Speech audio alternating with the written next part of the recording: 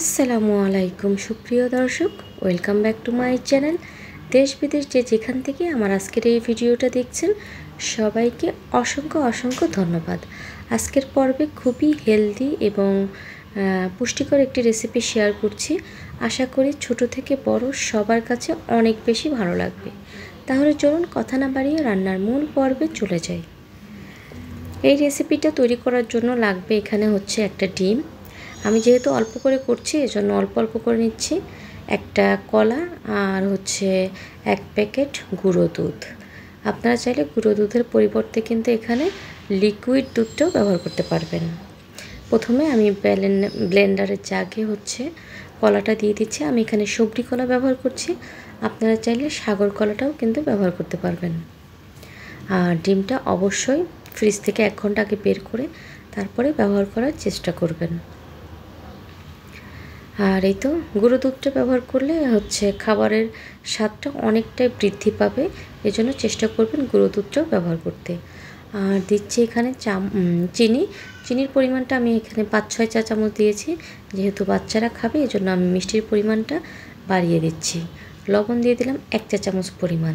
এখন এটাকে খুব ভালো করে ব্লেন্ড করে নিয়েছি।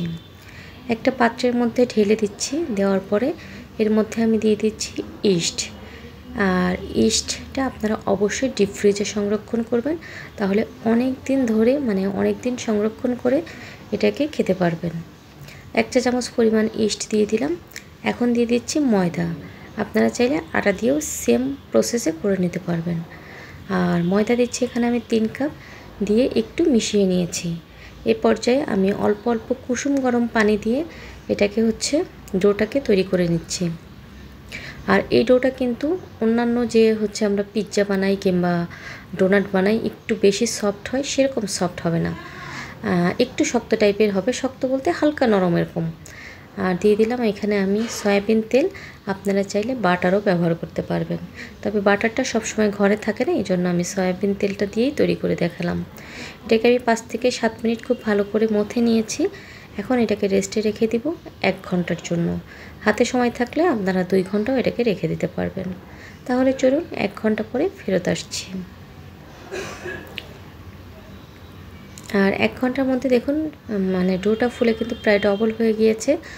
আর এরপরে এটাকে এখন 3 থেকে 4 মিনিট ধরে খুব ভালো করে মথে নিতে হবে।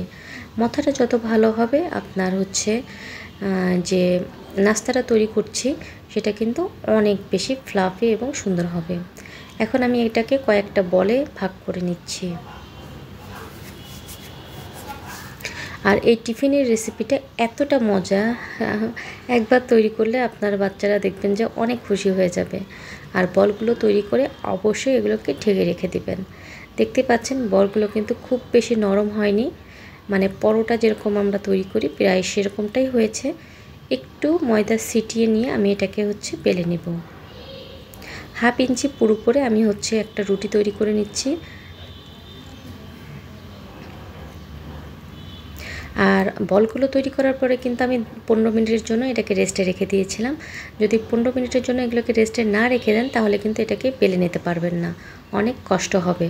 অবশ্যই বলগুলোকে 10 থেকে 15 মিনিট রেস্টে রেখে দিবেন। আমি এটাকে হচ্ছে ছোট ছোট টুকরো করে নিচ্ছি। বাচ্চাদের টিফিনের জন্য যদি আপনারা তৈরি করতে চান সেক্ষেত্রে এগুলোকে একটু ছোট ছোট টুকরো করে কেটে নেবেন, যাতে বাচ্চাদের টিফিন বক্সে দিতে সুবিধা হয়। আপনারা আপনাদের পছন্দ অনুযায়ী শেপ দিয়ে নিতে পারেন, হচ্ছে গোল বা হচ্ছে সার্কেল বা ট্রায়াঙ্গেল বা রেক্টেঙ্গেল যে কোনো হচ্ছে শেপের এটা তৈরি করে নিতে পারেন। আর এভাবে সবগুলো আমি তৈরি করে নিচ্ছি। দেখুন হচ্ছে একটু শক্ত টাইপের হচ্ছে ডো ছিল বলে একটার সঙ্গে কিন্তু আর একটা লেগে যাচ্ছে না। এখন এগুলোকে আমি ভেজে দেখাচ্ছি। ভাজার জন্য কিন্তু অবশ্যই ডুবো তেলটাই ব্যবহার করতে হবে, ডুবো তেলে এটাকে ভেজে নিতে হবে। আর ভাজার জন্য তেলটাকে হাই হিটে খুব ভালো করে গরম করে চুলার জালটাকে একটু কমিয়ে দিয়ে তারপরে একটু দীর্ঘ সময় নিয়ে এটাকে ভাজবেন, তাহলে ভিতরটা ফ্লাফি এবং সবগুলোই কিন্তু নাস্তা বা হচ্ছে এই টিফিনের রেসিপিটা ফুলে ডাবল হয়ে যাবে। আমি একটু উপর থেকে তেল এভাবে ছড়িয়ে দিচ্ছি। এখন আমি একে একে 2 থেকে 3টা বা 3টা 4টা করে ভেজে নেব। দেখুন ফুলে কিন্তু হচ্ছে বালিশের মতো হয়ে গিয়েছে। আর এটাকে আমি কিন্তু একটু সময় নিয়ে ভেজেছিলাম। দেখতেই পাচ্ছেন কতটা লোভনীয় এবং পারফেক্ট হয়েছে। আজকের এই নাস্তার রেসিপিটা যদি আপনাদের কাছে ভালো লেগে থাকে তাহলে অবশ্যই আমার চ্যানেলটা সাবস্ক্রাইব করবেন আর বেশি বেশি লাইক, কমেন্টস এবং শেয়ার করবেন। আর এইভাবে সবগুলো কিন্তু আমি ভেজে নিয়েছি। একটু আপনাদেরকে ছিঁড়ে দেখিয়ে দিচ্ছি। হ্যাঁ, দেখুন কতটা পারফেক্ট এবং কতটা সুন্দর হয়েছে। আপনারা চাইলে যে কোনো কিছুর সঙ্গে এটা খেতে পারবেন, আবার চাইলে এমনিতেও কিন্তু খেতে ভালো লাগবে। আমার বাচ্চারা এটা কিন্তু এমনিতেই অনেক বেশি পছন্দ করে। সবাই ভালো থাকবেন, সুস্থ থাকবেন। আল্লাহ হাফেজ।